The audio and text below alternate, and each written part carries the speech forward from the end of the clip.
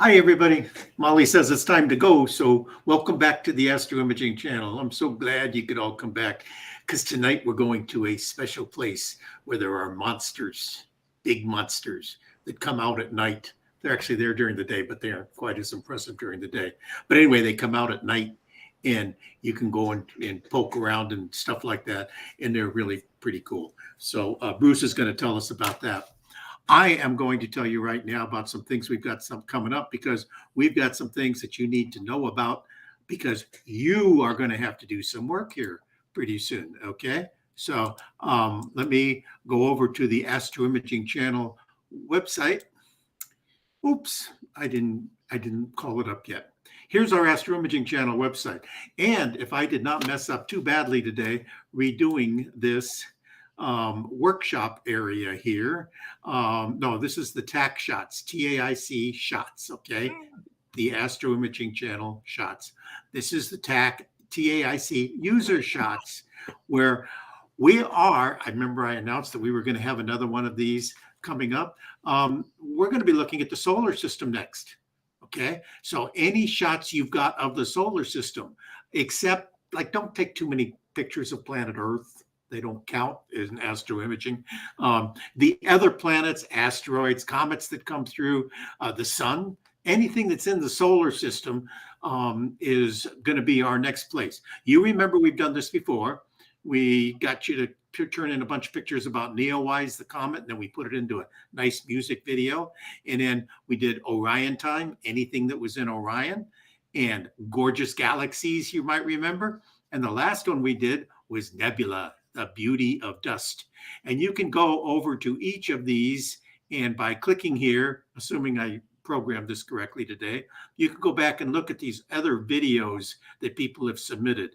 And usually we get 40 to 60 people sending in 60 to 80 images. We hope that you send in like your best one. Don't send in every picture you've ever taken, okay?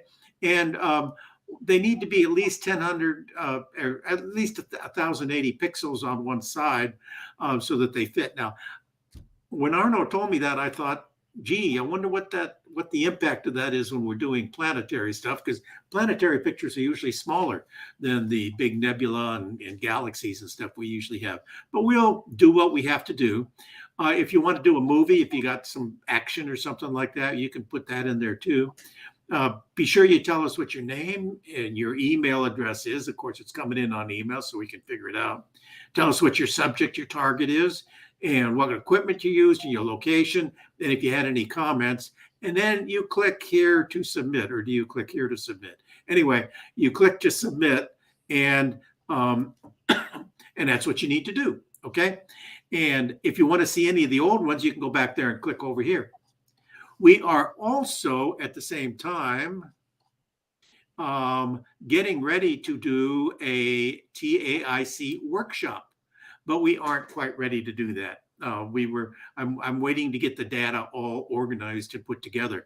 But Terry, are you out there? Can you talk on? Can you turn your microphone on? What are we going to be taking? Terry's going to be volunteering the data last time. Remember, this is where we have a set of data, Eric's data or my data or Terry's data in this case, where we're going to put up in a box on the web someplace where you guys can come and download the data, and then you get to process the data. And as you can see, what we have 8 or 10 different renditions of, I think that was M33 of Eric's data.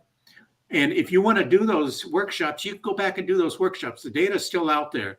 We've got them out there, and you can go back and look all this stuff up and just click on the data, and there's the data. You can't get it back on the show anymore because the show's over. And I think this show's coming up sometime in March. Terry, what are we going to be taking pictures of this time? What are we going to be looking at this time? Okay, what I have is a shot of the Tarantula Nebula. It's probably over 70 hours of data. I've got LRGB data, luminance, HA, S2, and O3. I also have some very short exposures for color of the color data for stars. So this is up to your interpretation. There's a whole bunch of ways you can do this. You can have a natural true color. You can do SOHO. You can bicolor.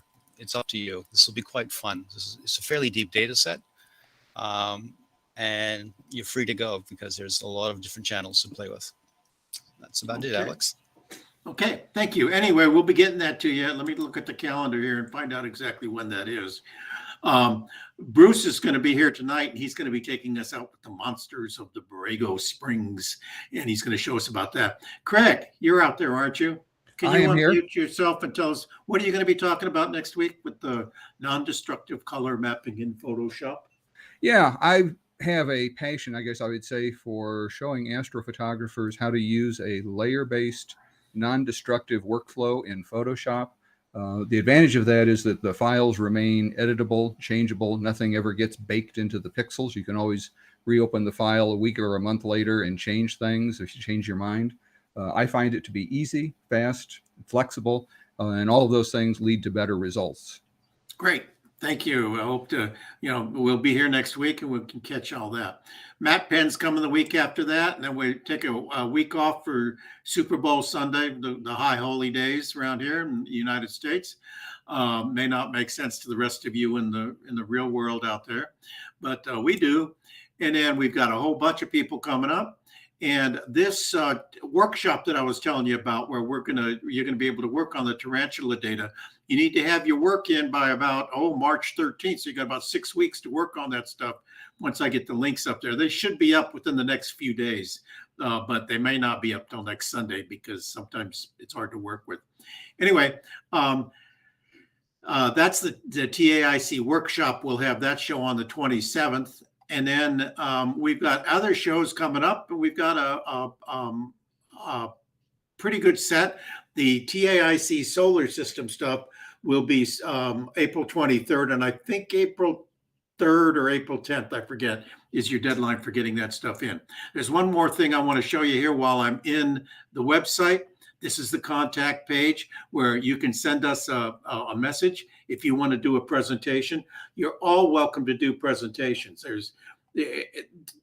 Regular people do these things, okay? If you're smart enough to do astroimaging, you're probably smart enough to share what you've done in astroimaging with others. And we hope you'll come on and do that. So hit the contact button here on the astroimagingchannel.org. Give us your name and tell us what you want to talk about. That's how these people come along. Craig next week and Bruce and that's how people get on the show to do this. Now we don't let everybody on. We do ask you to express yourself in such a way that it sounds like you know what you're doing, and hopefully these guys do. So we'll see them. There's one other thing here. I don't have that going yet. Anyway, I'm not going to do that right now because I've already talked enough introducing the other shows coming up. Back to this, I'm going to stop sharing. I'm going to say thank you. Bruce, are you about ready to start sharing here? I am ready to go. Good evening, well, start her up and take us to that magic land where all the monsters live. Sharing the entire screen, hit the button. And if somebody could tell me when you can see something, that should be the one. Yep, there you go. And then you can go. You can hide that little box that says, hide. Cool. That's good. Excellent. Well, good evening, everybody. My name is Bruce Herwig. I am local here in Southern California, Redlands area. Exactly an hour and 15 minutes door to door to Joshua Tree and 2 hours and 5 minutes to Borrego. And looking forward to sharing with you this evening. Alex, I want to say thank you for the invite. We were at Nightfall trying to connect. It didn't work out. And he goes, well, why don't you give this presentation on the show? And I go, sure. I didn't even know you had a show. So I did have a question here. I love the telescope. Got the AI. Is that the moon or like Venus? Or does anybody know on the logo? I always thought it was the moon, but I could see it as being Venus. Yeah. I'm just trying to figure it out because I've got a better picture of the moon. If you need a nice crescent. I don't know who made the logo. Was that Tolga? Or was that Adam? That was Adam's. Adam did that. I like it. It's very fun. regardless, this is a view from, whether it's sunsets or solstices or, the rainbow moon, super blue blood moons. I have grown over the last 5 to 7 years to just love the stars and love shooting the stars. And it's been a fun hobby, a fun passion that I enjoy sharing with others. But we all have to start somewhere. So one of the things I'd like to do is share a little bit of my journey. This was taken probably about 10 years ago. This is my family. And my daughter now is married. My granddaughter is 2. My son there, he's about to head to college next year. And my boy just started in high school. And that's me taking a selfie. We're at Mount Palomar. And I have some friends who love to look at the stars. And Palomar is unique in that it has, all the bathrooms are red because everybody's very serious about their night vision. And so this is me in the bathroom taking a selfie, thinking I'm just so hot and red. This is the first image that I saw that I was just blown away at. This is Stephen Wormser, is a photographer friend of mine. And I was like, how in the world does somebody take a picture like this? And then he had a night picture in the desert. It's like, man, someday I want to do this kind of pictures. I had taken landscape photos, but I'd never tried anything at night. So the first thing I did was I went in the backyard and I took a picture of the biggest thing I could find, which was the moon. And so far, so good. I can aim at the moon. Good for me. And put it into a little time lapse here. And then the next thing, the only thing actually that I could recognize in the night sky was the Big Dipper. So I'm in my backyard taking a picture of the Big Dipper. And I ran it through the software, and lo and behold, I got something. I didn't know what it was yet, but you could see where I bumped the tripod. Somebody walked outside and the light came on. But this was kind of my first aha. I could do this. I didn't know why it went in a circle yet. That was, to me, was totally random, but I was super excited. So I went out to take my first picture of the Milky Way. And here it is in all of its grainy glory. I don't even know if I saw if the Milky Way is in this picture, but this was my first real attempt at astrophotography. So I just want to give you a basis of where I started. I have a saying that a friend of mine said one time: everything is easy once you know how. And that is the total truth. So where to shoot? All right. United States is big, but it's also bright, especially on the East Coast. As you can see here in the Midwest, and in the West Coast, there are some nice dark spots. And there's as you know, the darker you go, the better it gets. And so there's Bortle scales, different kind of scales. First time I realized how bad light pollution was, I was in Boston, and that left line there, that where it looks just all gray, that's exactly what it looked like. I could not see a single star in the sky. And being so close to some dark sky parks is just a real benefit. The International Dark Sky Association, they have approved dark sky areas that they have. And when you look here in the West Coast, it's just like we thought, probably the Midwest has lots. California actually has three IDA approved parks. The top one is Death Valley. The next one is Joshua Tree. And the furthest south is Borrego. And as we zoom in closer, there's Joshua Tree on the right. On the far left, that's Julian. There are 2 dark sky approved cities. One is Julian. Next to above Borrego is Borrego Springs, and that means they have special requirements when it comes to light pollution, making sure that the lamps don't shine up. But we're very fortunate to have these 3 and I'm very fortunate to have them so relatively close.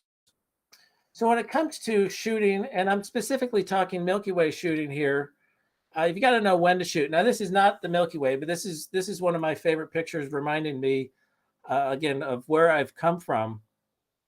A friend of mine, we went out to the Mojave Desert. I said, "Hey, I want to go see the stars," and get beautiful sunset. The stars start to clear, and we're sitting there. We're just soaking it all in, and I'm looking around, and I say, "Martin, where's the Milky Way?"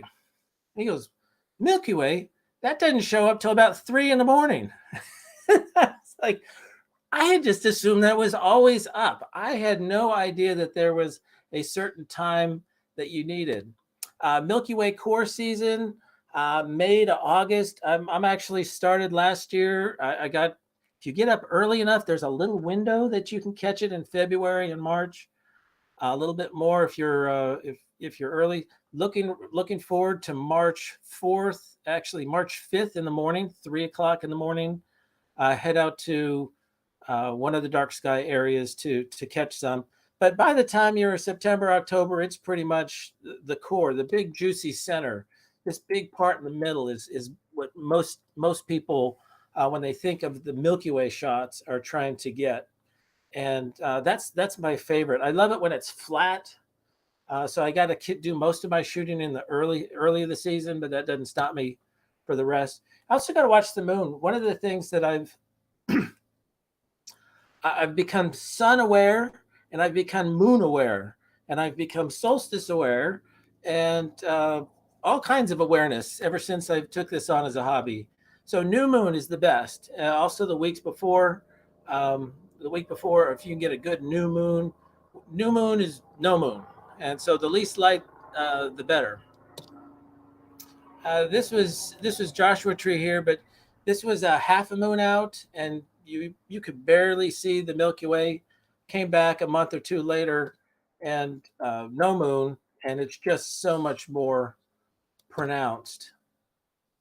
So when the sunset happens, you can't take your pictures because you've got civil twilight, nautical twilight, astronomical twilight, all these twilights. I didn't even know there was, I thought there was just one.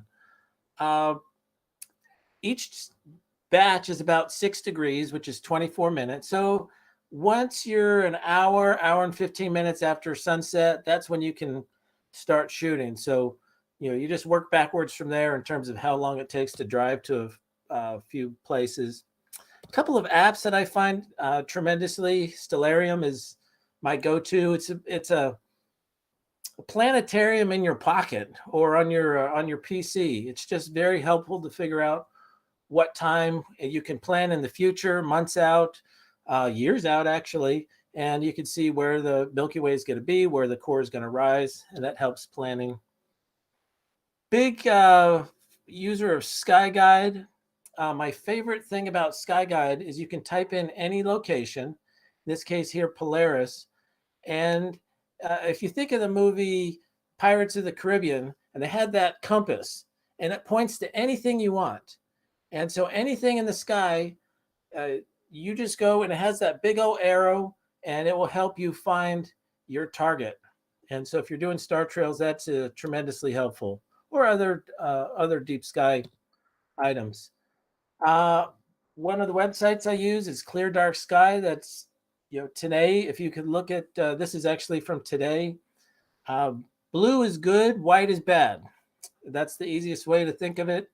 And all the, the darker the blue, the better. So tonight would not have been a very successful night out there, just weather-wise. And then Ventusky, that's another one I like to use as a forecast because you can see the clouds coming through. And that's a very helpful program to have. PhotoPills is kind of the go-to night sky app for your phone. I think it's $10, something like that, but totally worth it. My favorite feature here is the augmented reality. And so you can actually program and pre-visualize all of your shots. Here's one of the dinosaurs in Borrego.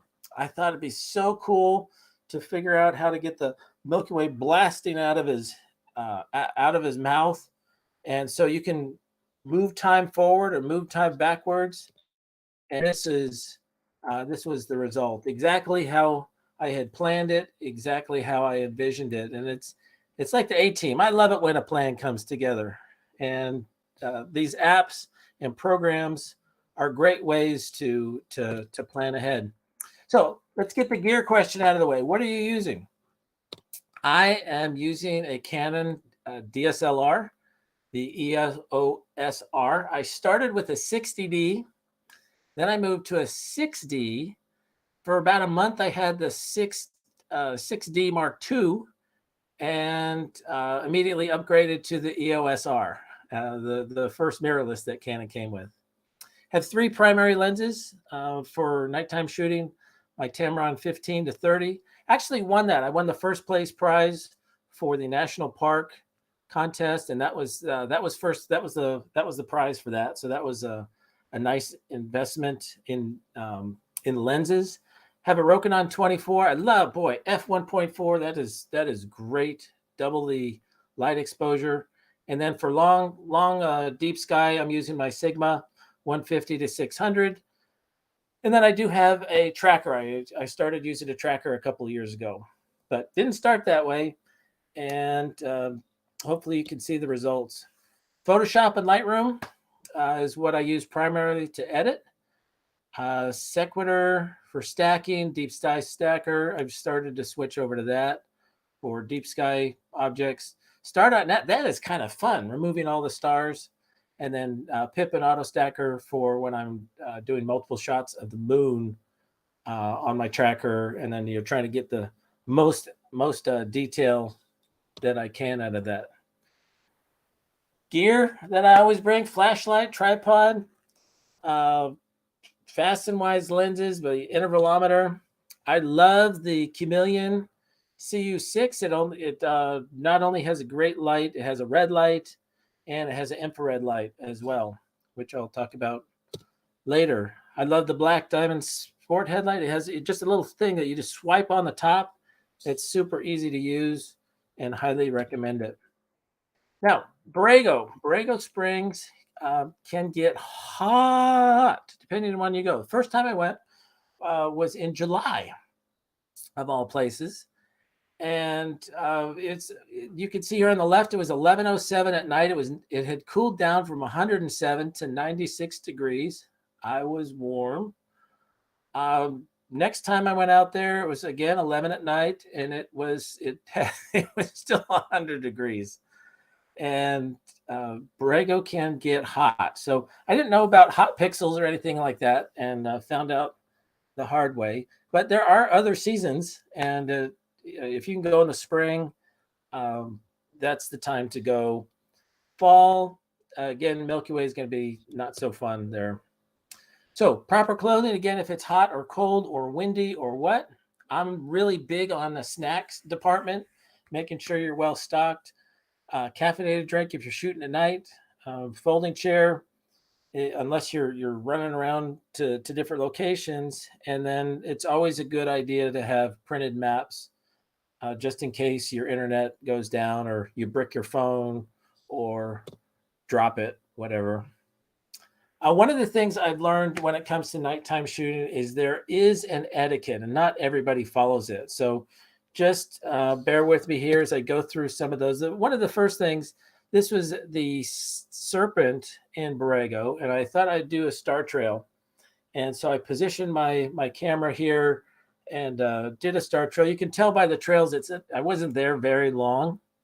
And one of the reasons it wasn't very long is this is actually what it looked like. People were coming and going, and everybody had their headlamps on. Nobody was it just was a rough bunch. This was the busiest that I had ever seen a single place to go in, which is actually one of the reasons I go to go in the summertime. There's just less people to go. But being aware, turning your flashlight off, is just do the kind thing. This is actually Joshua Tree, but before you decide to turn on your gazillion watt lamp, to light up the entire space. See who else is there. Don't be that guy. A very easy phrase I've heard and used is anyone exposing, and just shout it out. Even if you're with friends, just they might be in the middle of a shot, they're at the last 5 seconds of a 30-second exposure or whatever it is.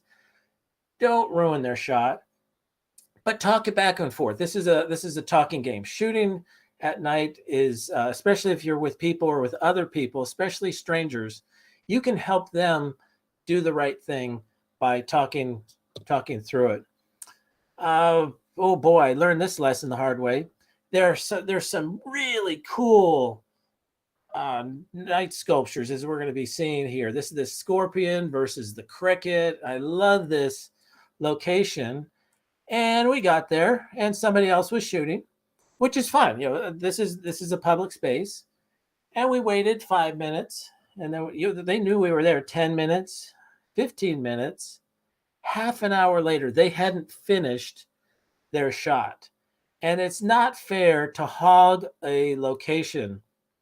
I was in Joshua Tree at the Arch Rock, and somebody was standing on top of it because they were going to do an all-night shoot, and that was going to be their perch. That's like, you idiot. Don't be that guy. Don't hog the place. Take your shot, 5-10 minutes. Let somebody know, hey, we'll just be a few more minutes, and then take your shot and be on your way. Don't hog.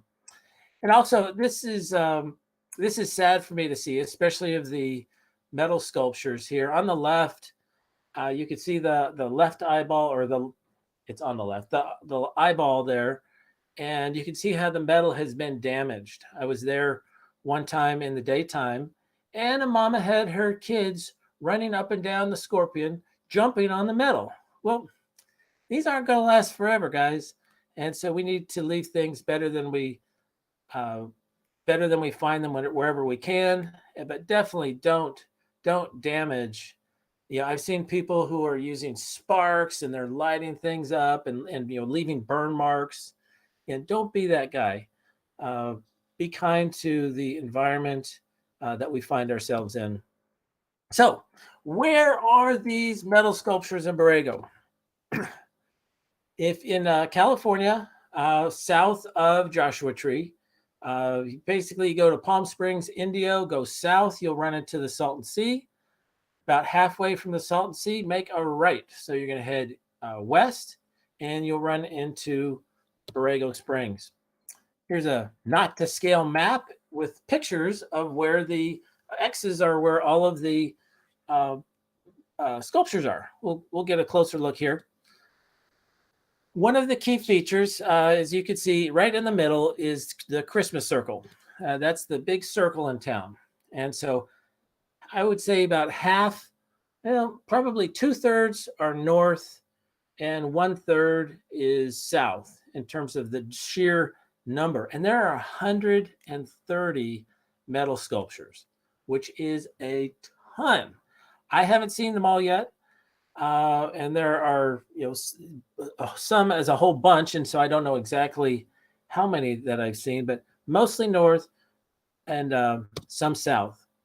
But there is another way to go, and that's west. And if you go west, that's where you're going to find a very important place, and that's Carly's. Carly's is my favorite place to catch a bite. It's a bar type environment, bar food, but I have never had anything that I didn't like there. Their pizzas are fantastic. Their burgers are off the charts. Their salads are full. It's just a wonderful place to go. So remember Carly's, especially later in the season, summertime. You can go there, catch dinner, and then head out to eat. So here's kind of a detailed map, and they have everything you can imagine.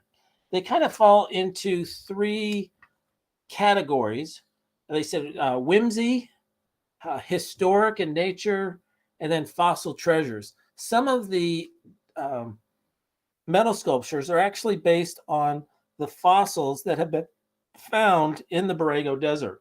But then there's also, dragons, and there's miners, and there's, elephants, saber-toothed tigers, scorpions, all kinds of things to see. So bird, that sounds pretty unimpressive. The bird is massive. The horses are fighting. The mammoths have a family. The saber-toothed cats. And again, you got another bird. It's a rising phoenix, and then dinosaurs. I mean, this is an impressive bunch. And so I always recommend new place, scout during the daytime. Go scouting. And so there's the elephants. I don't know what even this thing on the left is. There's a dinosaur that's running around there. You can see the birds have been there. This is the miner when he was in an old location. But the details on this guy, the mule is real size. This is all real size. And you can see the leather strap made out of metal on this guy, and his backpack, and the tin and the cans, and the buckets. I mean, it's just crazy. His beard. It's just, I said at the, just marvel at the detail. There's a real life-size Willie's Jeep over there with the drivers and the details. Have the gas pedal and all the tires with the treads on them, and just the detail that goes into these metal sculptures is amazing. Here's a saber-toothed tiger. He or she is resting right now. Here's one of the birds I was talking about. Just 12, 15 feet tall, wingspan 15, 20 feet. It's just so impressive. And then inside there's the little babies, and then the mama had just brought back a snake. And family is one of the things you'll see over and over in the metal pictures. You got two broncos fighting it out, but there's a mama bronco and a baby bronco and a whole family of broncos when you find them. And this is my favorite shot of just this idea of family that the metal sculptures represent. You've got a mama, and you got the baby, and further on down the road you have daddy, who's protecting the family. And just an amazing concept. This is one of the art that begets art. So many people come down to see the art, are inspired by the art, and then with their nighttime photography, make and take the art. So who's responsible for these metal sculptures? Well, there's typically two people involved. There's the guy with the money, and then there's the guy with the talent. And in this case, it was Dennis Avery. Dennis Avery of Avery Label fame. So if you've ever made labels for, to send out, you've bought probably used an Avery or Avery type label. And he had the idea. He had retired down there in the Borrego Springs, had this property, was trying to figure out what to do with it, and ran into Richard Bruschetta. Ricardo. Ricardo is a true artist. He's a self-taught metal artist. His daughter, actually, right after Jurassic Park came out, had asked his daddy to make a life-size Tyrannosaurus Rex. And he said, okay, thinking that she would drop it. Well, it went on for a year and she didn't drop it. So he finally said, yes, I'm going to do this for you. And he's self-taught metal artist. And just that was his first piece. And he just took off from there.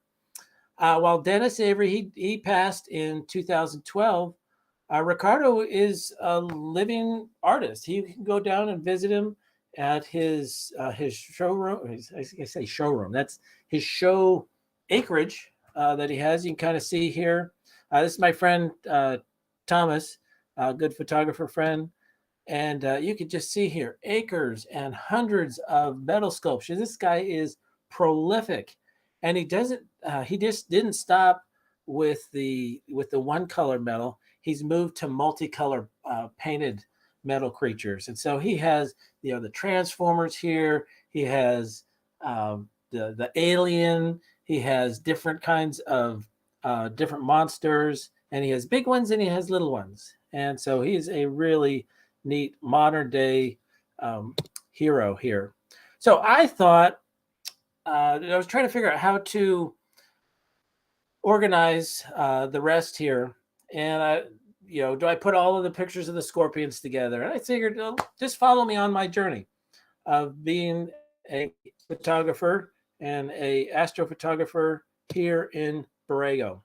Well, I'd gone to, this is 2017, and I was going to go to my first nightfall. I only was able to go for Saturday. So Friday night, I went out to nightfall to shoot. And so this was this was a saber-toothed tiger here. And you can see the stars. And if you see them, they're all smushy. And there's, their trails. And you can't see any detail in the foreground. And at this time, this was as good as it got. Here's that bird over there, and you could see a nice silhouette. The stars are a little bit better in this one, but still nothing to write home about.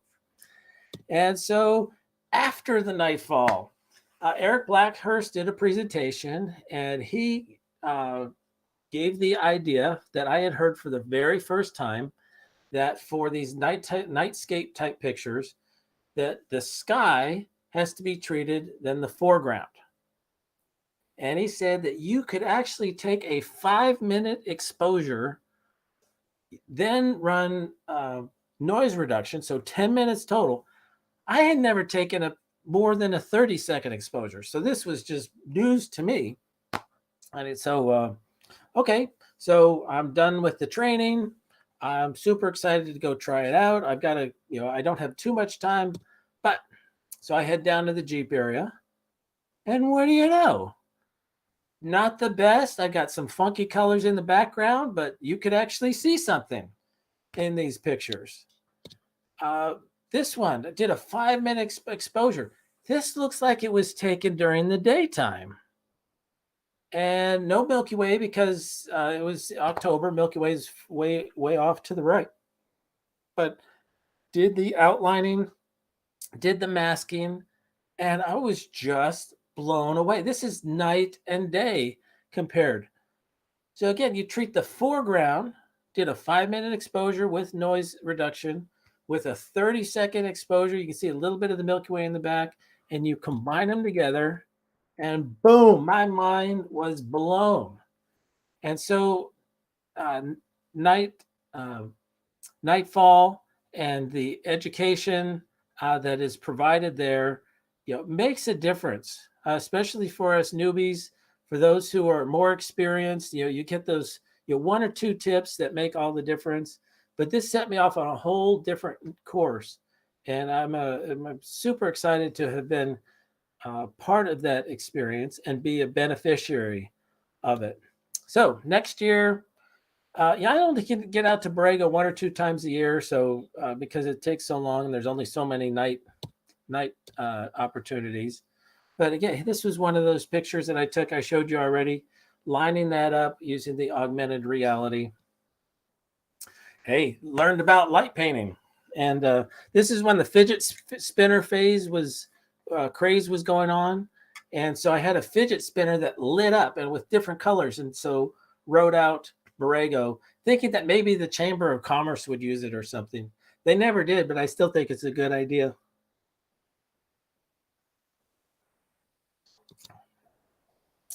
Again, using the Milky Way here as the smoke that's coming out of the serpent.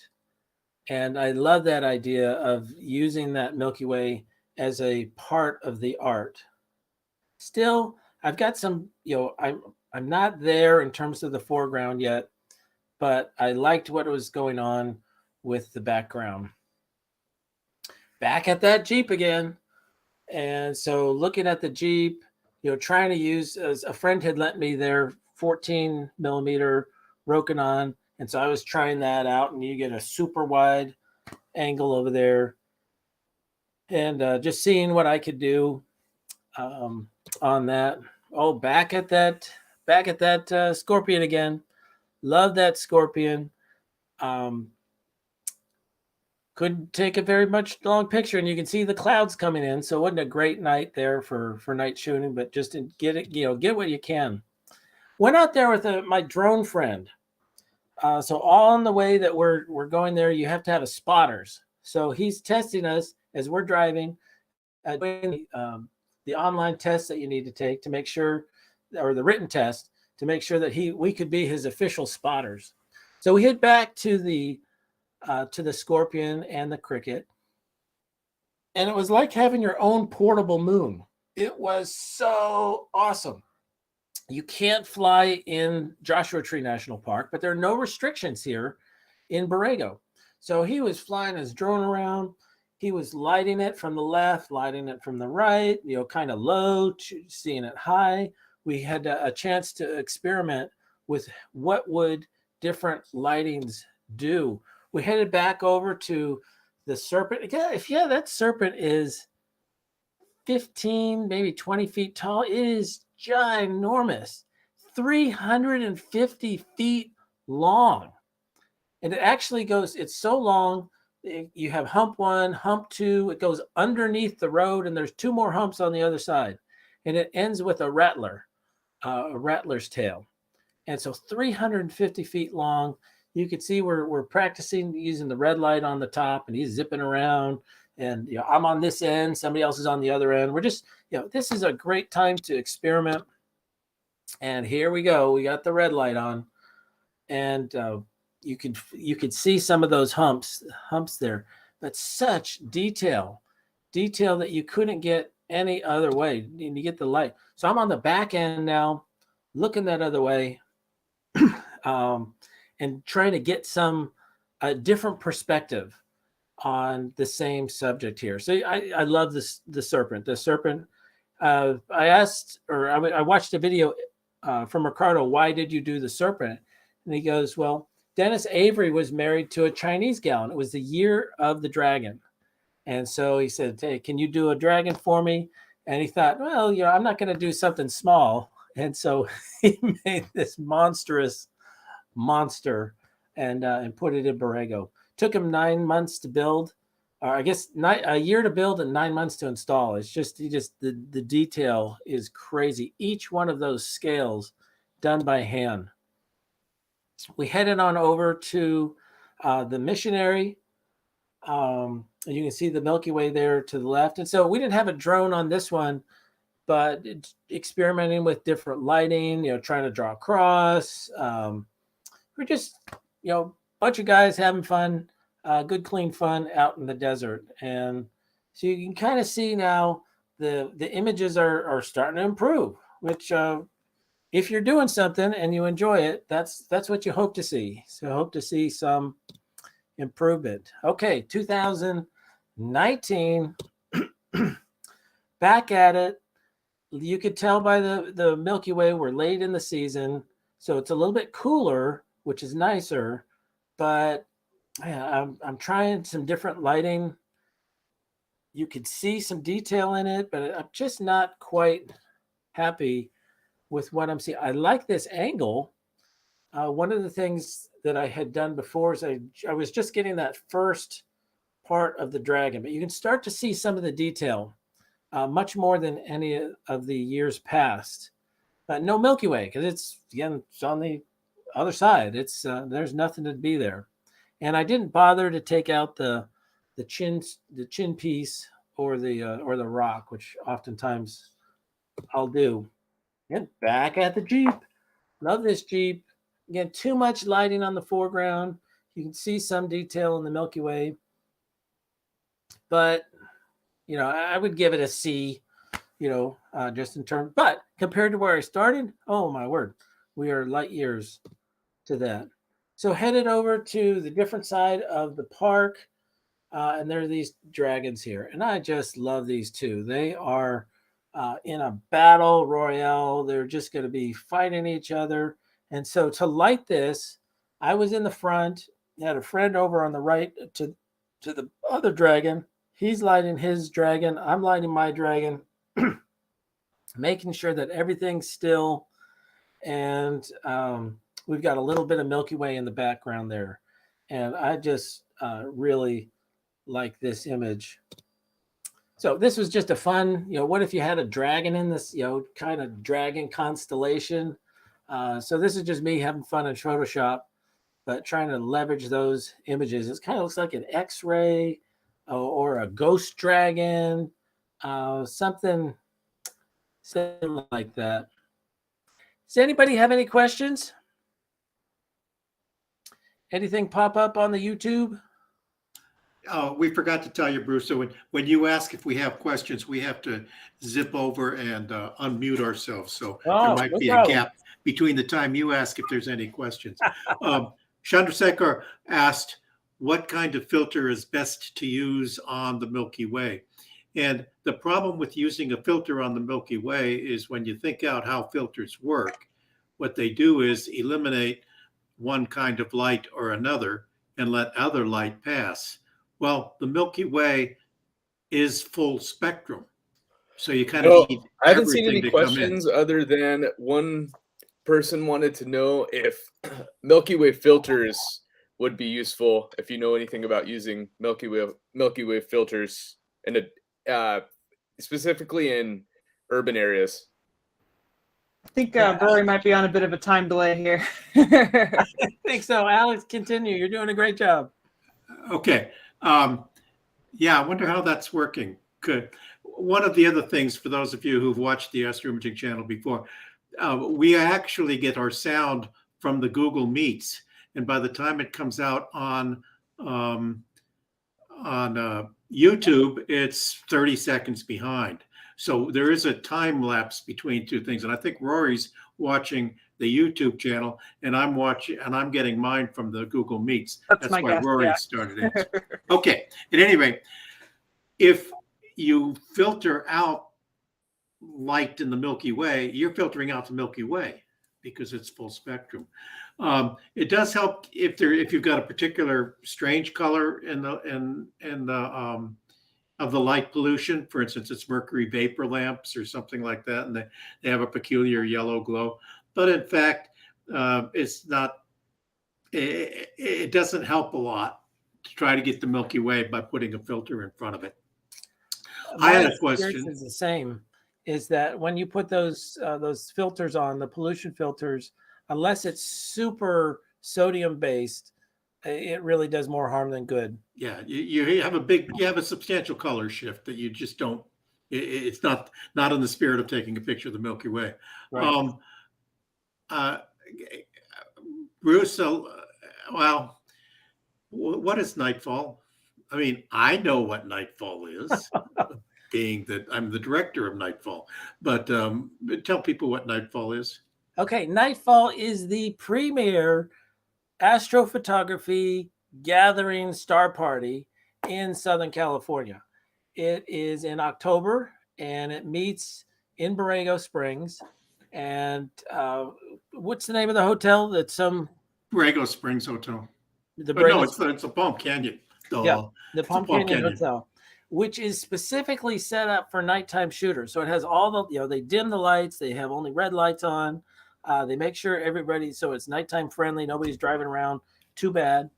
And you have all kinds of people bringing all kinds of telescopes, from little ones to big ones. There was one so big I had to get on a ladder, and it was auto-focused, and people make their own. And it is just a great time to get together with other people who like the same thing, make new friends, get education. There's some wonderful speakers who come, some just like this who volunteer, others that have a more of a paid opportunity.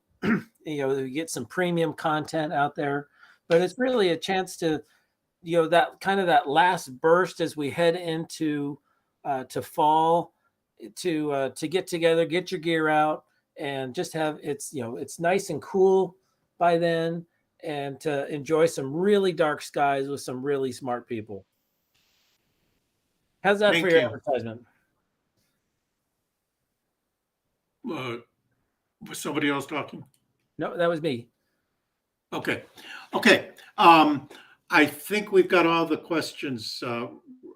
Rory, of course, Rory's now 30 seconds behind because he's watching the YouTube and I'm watching the other thing. So, Rory did a great presentation on this last nightfall on building your own dome, building your own, and all the different ways that that can happen. So that was I didn't know people had their own dome. So that was just fascinating to me. oh, and his was the best presentation there, huh? And I think it was the only presentation. We were a little light there. It was fantastic. He did a really good job. Okay. Anyway, yeah, I also gave a presentation. Apparently, Bruce forgot about it. No. But at any rate, where were we? It was Yeah, on go ahead. vegetables. I wasn't think. it? Well, let me check the questions. Yeah, your presentation was you should eat fruits and vegetables. So you should say some pictures that are harder than other pictures of take them in the winter. It was a good exhortation on diversifying your portfolio of shooting. Okay. And Greg Meyer wants to know if you can show one of your human portraits with the star background. I think I have one. Okay. Well, then let's get going on it. Let's get All back right. to the program. 2020. Only had a chance to go out once. This is what I picked up my tracker. So I've got my setup here. Was out camping with some friends and just set this up to shoot all night long. So some of the monsters are up in the sky. These things are, however many light years. To give you context, this was my first shot of Orion.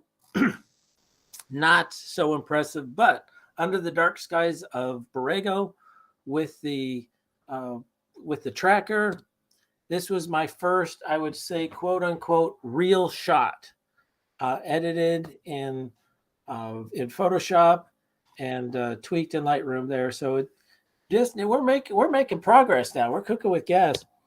2021. This is one of the profile shots here with my gear. My friend was using his Nifty 50, and you focus on the person. The stars go bokeh, and we went out to. This is my friend Oliver and I. We went out. This is a self-portrait here out on Fonts Point. I don't have a 4x4, so I needed his Subaru to get me there.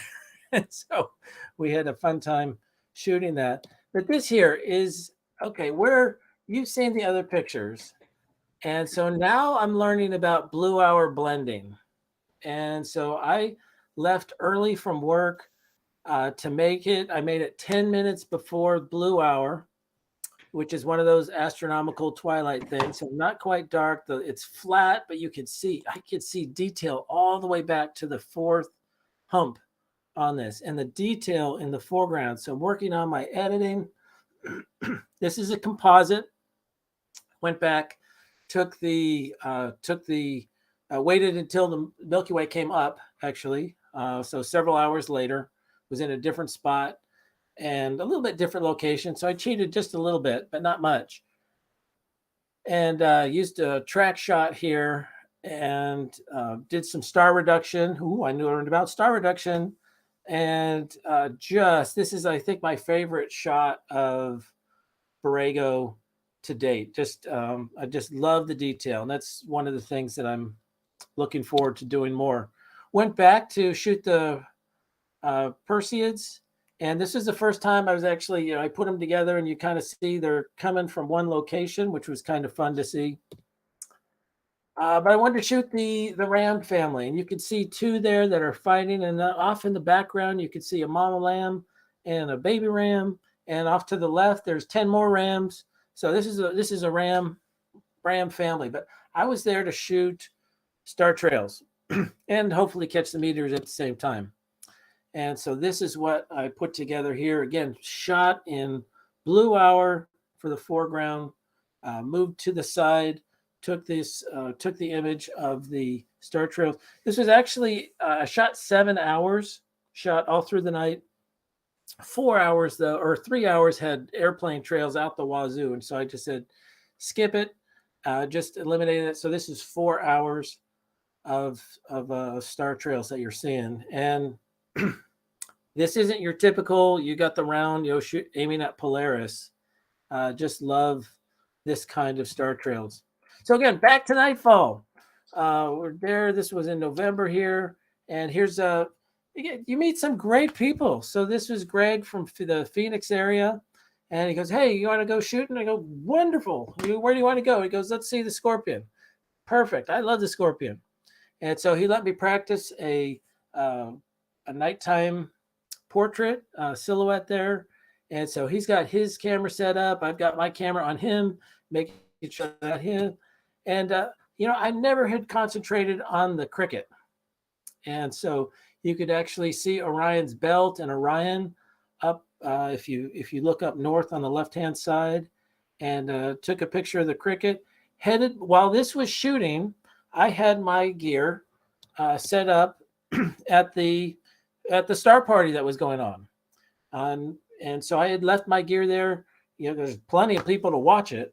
And so I'm shooting right now the seven sisters, the Pleiades. I think that's right. And pleased with what I got here. It's a little bit, I was a little bit blue shifted. I got a little excited there on the blue saturation, but that's maybe 3 hours worth of data, and then went back to the hotel to the across the street where I had my van, and set that up for the rest of the night, and just shot till morning. And again, this is making progress, more detail, different processing techniques, more data.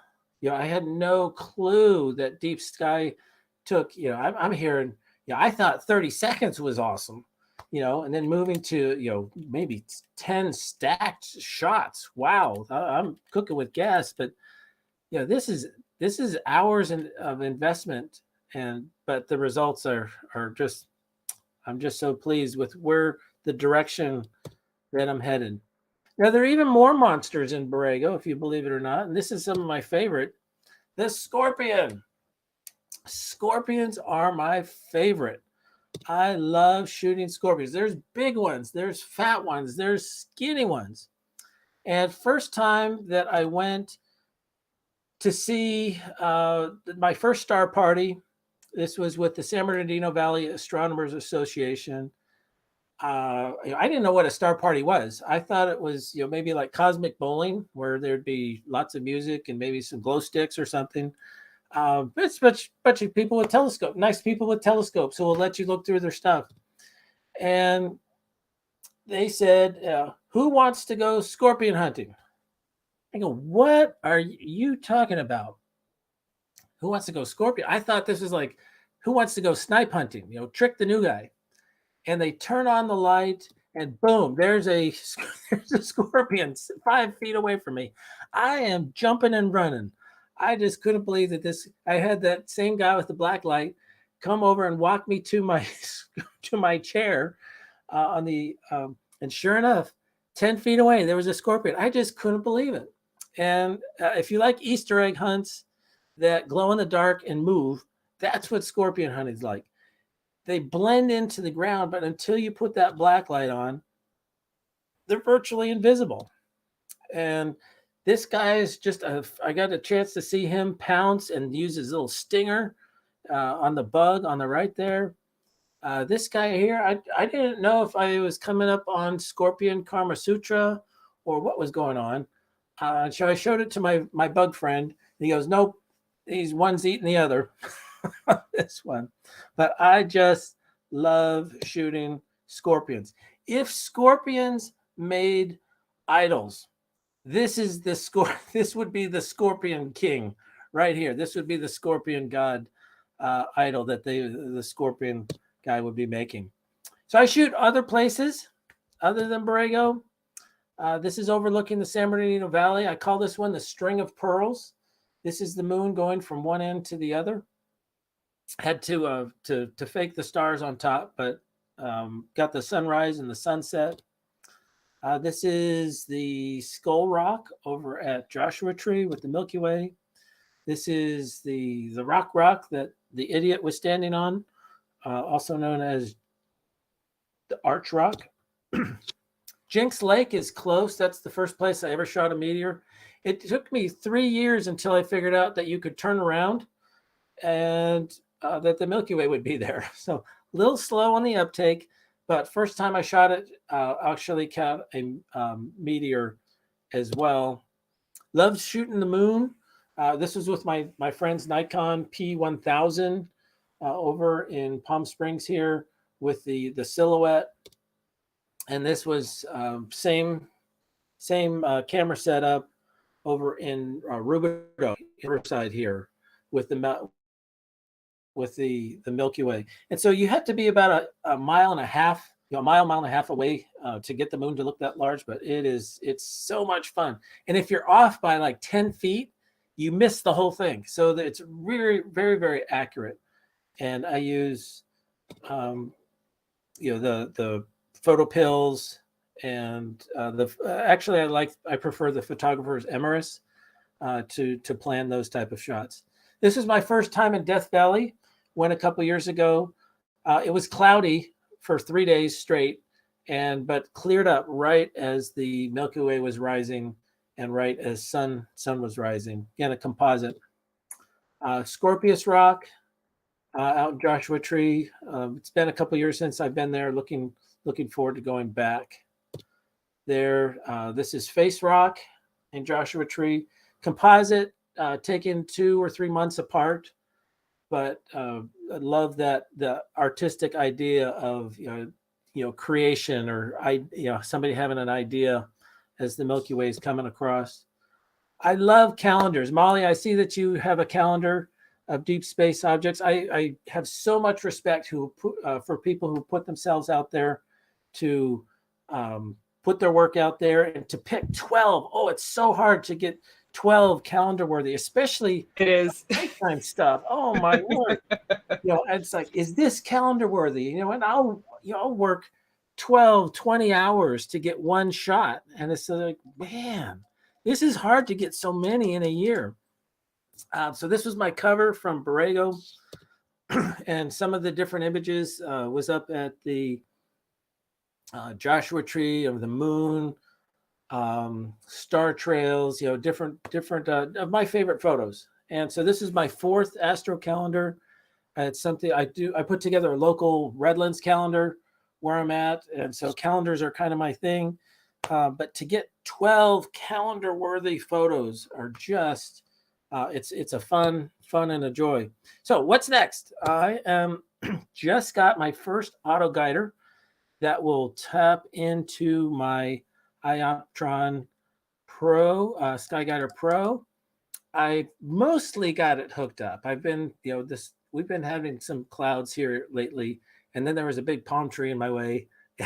So I've got it plate solved. It's plate solved once. So that's my first thing. Haven't polar aligned it yet, but learning and looking forward to that, taking my my deep sky to the next level by being able to have longer exposures. So more deep space. That's what I'm looking forward to this year. I haven't gotten the picture of Andromeda that I want yet. This is the best to date. It's not, it's my best attempt to date, but the colors are all wonky. I can see all kinds of noise, and looking forward to having longer exposures at lower ISOs to help that. More long star trails. This is my first. I took this last year in March. It's 8 hours of star trails. Took 20 hours to get all the airplane trails out. Love these longer star trails. Love them at different angles, not just where it's on Polaris there, but different angles. Also want to try some zoom exposure, maybe some 70 or 150, just highlighting just part of the movement. I love the motion of the night sky. Been working on some solography, which is pinhole cameras tracking the sun. No batteries. It's a soda pop can with a hole in it, and you can buy them. Solarcan.com, I think, is the guys that make them. But this is the sun movement. On the left, you can see the high winter or high summer arch, and as it moves to summer, it moves down. Then you got this small arch, in the summer, and that's been fun. So looking to do some more solography, and then of course more Borrego. This is my good friend Oliver on the left, and this photo right now is in the contest for the Borrego Springs photo contest. So we'll see how we end up doing here, but just love the opportunity to shoot in dark skies. And that's what I got for you. Who's got some more questions? No Great. questions so far, but if anyone has any, just type them in the chat. Yeah. Yeah, I think the chat has been cleared, right? Yeah. So we're doing okay. We do Borrego Springs every year. And I guess November 4th through 7th is next year. Awesome. There's a website called Nightfall Star Party that you can find out about it. Although the Nightfall Star Party website still has stuff from last October. It hasn't been updated yet, but we'll be doing it again. I am sure that we'll have overcome the problems of COVID to the point that we'll be ready to have a Nightfall again next year. So looking for it. Didn't stop many people. I mean, seemed like a good bunch.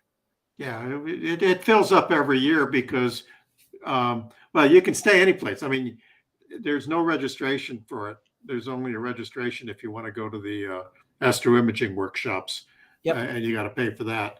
But if you're in the area at all, you can just drop in and enjoy everything. It's all open. You of course have to pay for your hotel room, and it's in an RV park. So if you're going to move your RV there, but there's also a state park about a mile down the road. So it's really not hard to get into and do whatever you need to do. Yes, that's where I stayed at the state park, and it Okay. was a great experience.